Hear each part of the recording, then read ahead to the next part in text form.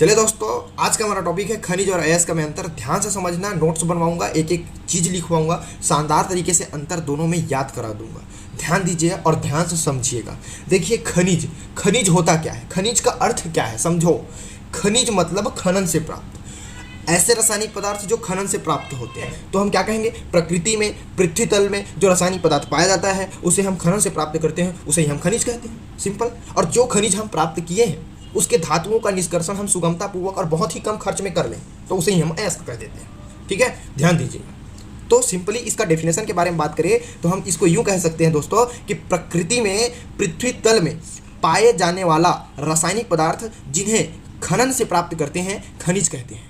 याद क्लियर है। अब अयस्क के बारे में बात करें तो जिन खनिज से धातुओं का निष्कर्षण सुगमतापूर्वक मतलब आसानी से, ठीक है, तथा कम खर्च में हो सके उन्हें अयस्क कहते हैं। आशा करता हूँ ये दोनों का डेफिनेशन आपको तो शानदार तरीके से भेजा में घुस गया होगा।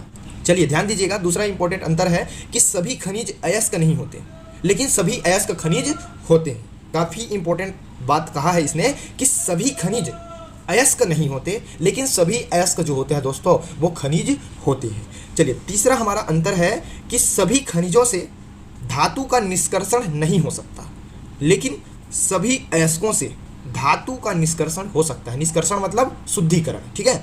तो सभी खनिजों से धातु का निष्कर्षण नहीं हो सकता लेकिन सभी अयस्कों से धातु का निष्कर्षण हो सकता है। चलिए, अब हम बात करते हैं इसके चौथे अंतर पर। तो चौथा अंतर है कि सभी खनिजों में धातु की प्रतिशत मात्रा एक समान नहीं होती लेकिन सभी अयस्कों में धातु की प्रतिशत मात्रा पर्याप्त होती है। ये चीज़ आप ध्यान दीजिएगा। मैंने कहा कि सभी खनिजों में धातु की प्रतिशत मात्रा एक समान नहीं होती है लेकिन सभी अयस्कों में धातु की प्रतिशत मात्रा पर्याप्त होती है, मतलब एक समान होती है, सिंपली।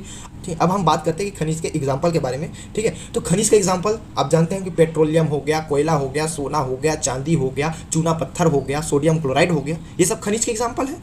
ठीक है, और अयस्क के बारे में बात करें तो देखिए, लोहा खनिज है लेकिन लोहे का अयस्क क्या होता है, हेमेटाइट, मैग्नेटाइट, तो आप एग्जाम्पल में लिख सकते हो। चलिए, एक अंतर यहाँ और बन जाएगा उदाहरण में। तो मैंने यहाँ लिखा है क्ले, अभ्रक, आप और एग्जाम्पल लिख सकते हैं कोयला, पेट्रोलियम, ठीक है, चूना पत्थर, सोना, चांदी, इस प्रकार से। और अयस्क का एग्जाम्पल मैंने यहाँ लिखा है हेमेटाइट, बॉक्साइट आदि। इसमें आप मैग्नेटाइट भी लिख सकते हो, ठीक है, और बहुत सारे एग्जाम्पल है, उसको नोट कर सकते हो। तो ये रहे दोस्तों खनिज और अयस्क में अंतर, जो कि बहुत ही ईजी है। आशा करता हूँ आपने शानदार तरीके से इसको याद किया होगा और शानदार तरीके से इसको नोट्स भी किए होंगे। वीडियो कैसा लगा कमेंट बॉक्स में जरूर बताइएगा।